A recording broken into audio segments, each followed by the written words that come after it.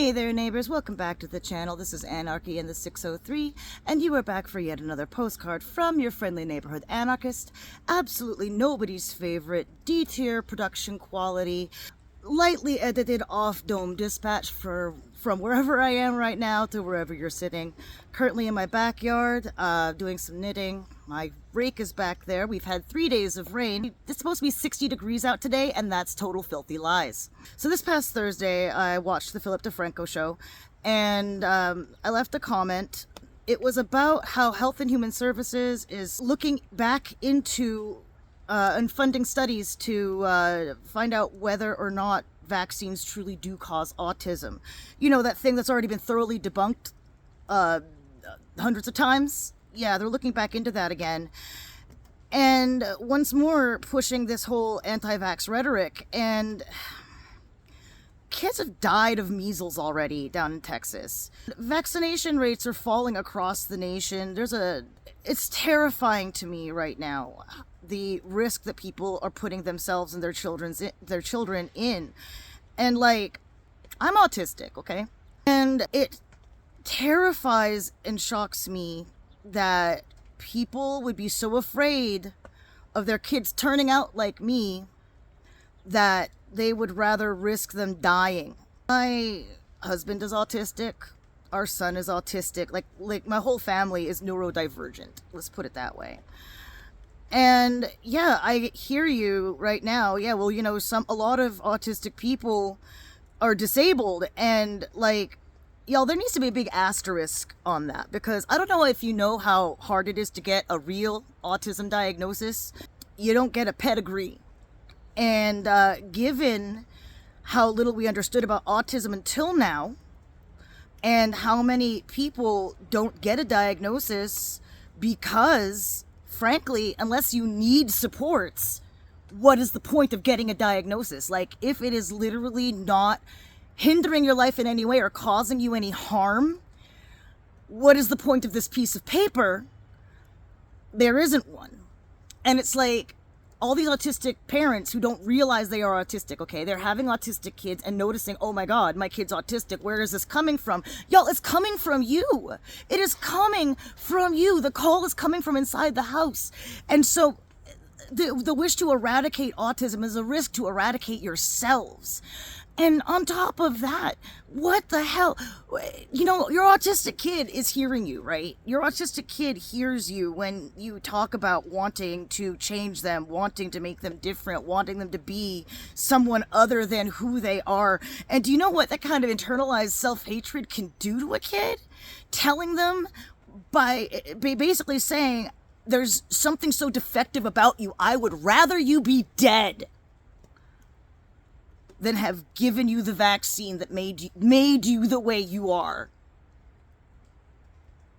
Autistic kids turn out to be autistic adults. And the way some of y'all talk about your autistic children is actively damaging. And the fact that you would rather commit essentially a genocide on an entire neurotype of people, a neurotype that many of you actually belong to, really makes me sad for your kids.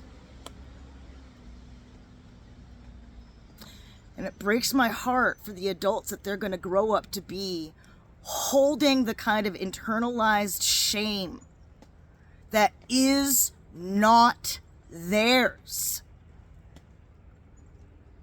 It is you who should be ashamed of yourselves, who would be so afraid of just making the world more accessible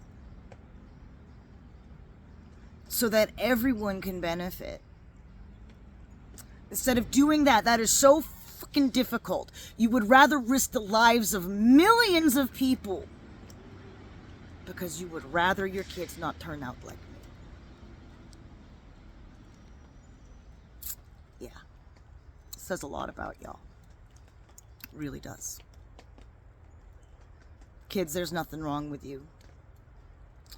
And I know that if given a long enough runway and the right kind of supports, y'all can achieve anything. Do not let the internalized shame of your parents be a burden that you have to carry. You see the world differently than other people. You experience the world differently than other people, and that is okay. I have always felt like an outsider looking in at humanity at large, like an anthropological observer of regular people's daily life practices. I've always been on the fringe, looking at the rest of the world like there's a pane of glass between us that I can't ever really touch the hands of the people on the other side. I know what that feels like, but then I also know what it feels like to find community, to find happiness, to find friends, to find acceptance, not just the acceptance of others, but my own self-acceptance. I know what it is to find love. I know what it is to have a family. And I found out all about that about myself before I ever knew that I was autistic. I didn't get diagnosed till I was in my 40s. So let me tell you, you can live a life that is only bounded by the limitations that the world sets upon you. But if you can find a way to break those limits, you can achieve anything that you want. Whatever your path to happiness is, whatever your metric for happiness, that's yours and no one can take that from you. And if you hit those goals for yourself, then consider yourself a success. I'm here for you guys, even if your parents aren't. Anyway, my battery's about dead on this phone. My hands are getting cold. The weather does not seem to be getting any better. The weatherman lied. And before I get too much more emotional, I've had a pretty emotional day today. I'll talk about that in another video. I'm really not ready to get into it right now. I'm just gonna say, for now, neighbors, I hope you have a beautiful day. And I'll leave a light on for you.